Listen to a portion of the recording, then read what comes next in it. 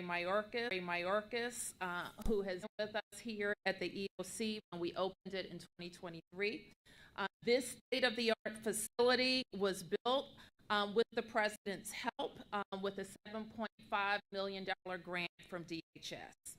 I want to thank all of the members of the EOC team that you see behind us, Mr. President. They work daily with partners across the district to keep us safe.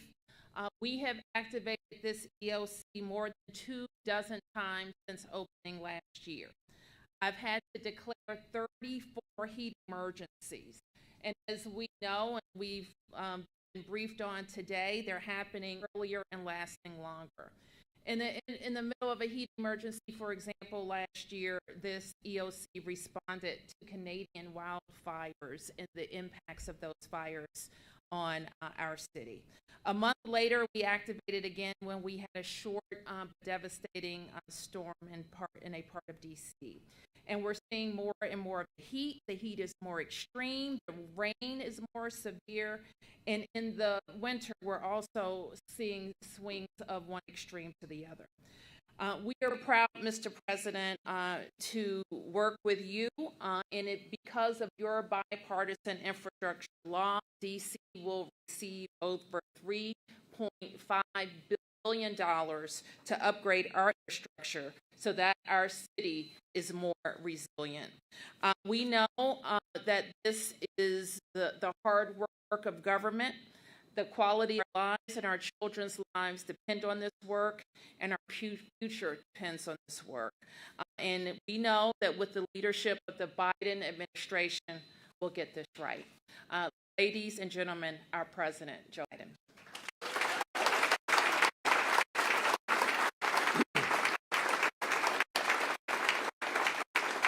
Good afternoon. Now, if my father were here, he's looking down, I'd turn and say, I apologize for my back. Very impolite to talk to my back. Thank you very much. You're doing a hell of a job, all of you. Look, Mayor, thanks for that introduction and joining me today at the D.C. Emergency Operations Center. I also want to thank the first responders who risk their lives every single day running into danger to save others, while everyone's running away from danger. I'm here to talk about how we're preparing and responding to the dangerous impacts of extreme weather and the climate crisis that's affecting people all around America, all around the country. Matter of fact, beyond around America. You know, summer has just started. Already, tens of millions of Americans are under heat warnings from record-shattering temperatures. Last month here in D.C., temperature 100 degrees. In Phoenix, Arizona, 112 degrees. In Las Vegas, 111 degrees. Above normal temperatures also are expected for much of the country in July, especially in central and eastern United States. Extreme heat, this is, I think, going to surprise a lot of people, not you all, but extreme heat is the #1 weather-related killer in the United States. More people die from extreme heat than floods, hurricanes, and tornadoes combined. Say that again, combined. More people die from heat than those three other major issues. And look, right now we're also tracking Hurricane Beryl, which is passing through the Caribbean. It's the earliest time ever a dangerous Category 5 hurricane has been recorded in American history. People impacted islands and communities are in our prayers, and we stand by to provide assistance to them. Look, extreme weather events drive home a point that I've been saying for so long. Ignoring climate change is deadly and dangerous and irresponsible.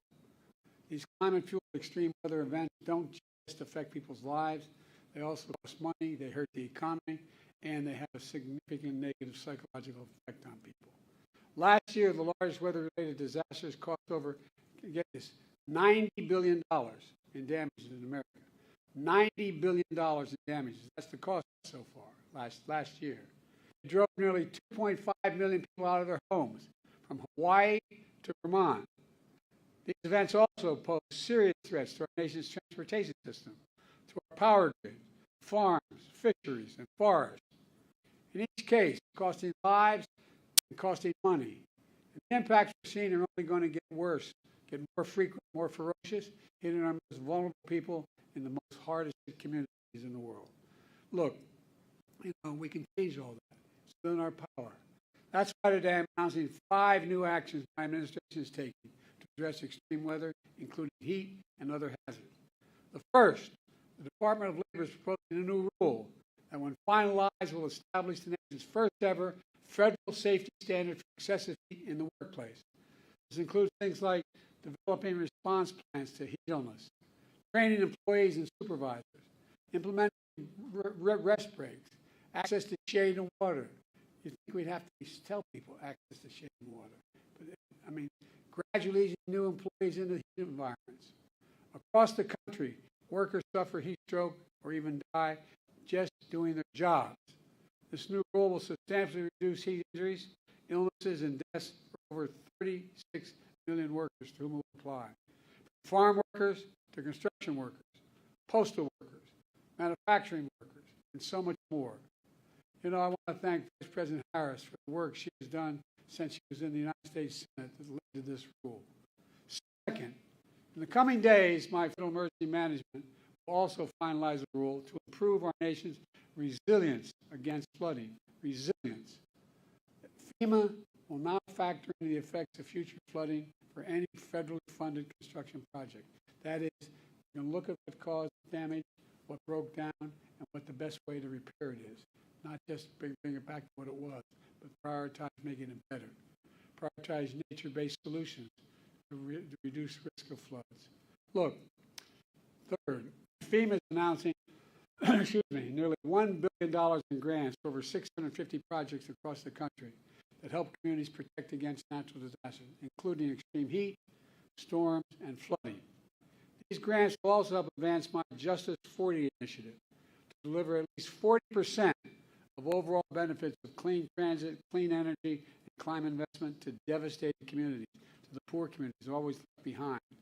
Fourth, the Environmental Protection Agency is releasing a new report showing the continued impacts of climate change on the health of the American people and on our environment. This report will help us prepare better, respond faster, and save more lives. Fifth, later this summer, my administration will convene the first ever White House Summer on Extreme Heat, bringing together state, local, tribal, and territorial leaders and international partners who are protecting communities and workers from extreme weather every single solitary day. You know, along with these actions, another reason why we're here today is to get the word out so folks know that these resources are available to them and anyone who needs them. I was telling the group who briefed me earlier, my brother has an expression, you got to know how to know. We think everybody understands government. It's complicated. We want the American people to know help is here, how to get that help. Follow the guidance from local leaders and public safety officials. Stay indoors, somewhere cool if you're vulnerable. Be careful on hot pavement. Know the signs of heat stroke like headache, nausea, and dizziness. And always have water with you whenever you're outside this summer. Today's announcements build on historic action my administration has already taken to address extreme heat events. We launched a new website, heat.gov. Let me say it again, heat.gov. It shares life-saving information and links a new heat risk tool to help communities forecast extreme heat. Just enter your zip code and see the heat forecast not only generally, but in your community where you're living. We'll get back to exactly what the heat forecast for your neighborhood is. My Department of Labor also created the first ever national program to protect workers from heat stress. We've invested billions to enhance our power grid, expand energy shortages so that lights, air conditioning, refrigeration, internet stay on during heat waves, storms, and other climate changes. It's building back a different way. All told, we've invested a record more than $50 billion for climate resilience, including against extreme heat and wildfires. But that's not all. My American Rescue Plan is helping states and cities promote energy efficiency, reduce the impacts from flooding, and open cooling centers. You have to know where to go, where they can go in your neighborhood. It's not automatic. Through the bipartisan infrastructure law, we're delivering over $20 billion to lower your energy costs, upgrading electric grid to withstand strong heat waves and storms. My Inflation Reduction Act, the most significant climate investment ever in the history of the world, anywhere in the world, has already created 300,000 new jobs, building clean energy we need to cover our emissions and to lead the world. Unfortunately, my predecessor and the MAGA Republicans in Congress are trying to undo all this progress. They still deny climate change even exists. They deny climate change even exists. Must be living in a hole somewhere at the expense of health and safety of their own constituents. They deny it exists. Every single congressional Republican voted against the investments which created these jobs and combat climate change. Many of them are trying to repeal those climate provisions and kill those jobs. I quite frankly think it's not only outrageous, it's really stupid. Everyone who willfully denies the impacts of climate change is condemning the American people to a dangerous future, and either is really, really dumb or has some other motive in that. How can you deny there's climate change, for God's sake? Let me close with this. When disaster strikes, there are no red states or blue states. I've demonstrated that. I said no matter whether you vote for them or not, everyone's going to get treated fairly. They're just communities, not red communities, blue communities. They're just communities. Families looking for help. And my administration is going to be there for you every step of the way. You just have to remember who we are, for God's sake. We're the United States of America. The United States of America, there's nothing beyond our capacity if we work together. So God bless you all. We're just getting started here, man. I'm confident we're going to get this done. Now I want to turn it over to Clint Osborne, Director of the Acting Director of DC Homeland Security and Emergency Management Agency, to tell you what his team's incredible work is doing on the front lines for extreme weather events. Where are you, pal? Behind you. By the way, this guy does everything. I've been in the elevator. He's operating the elevator. So that's what I call full service, man. Full service white glove emergency management. Thank you, man. Yes, sir.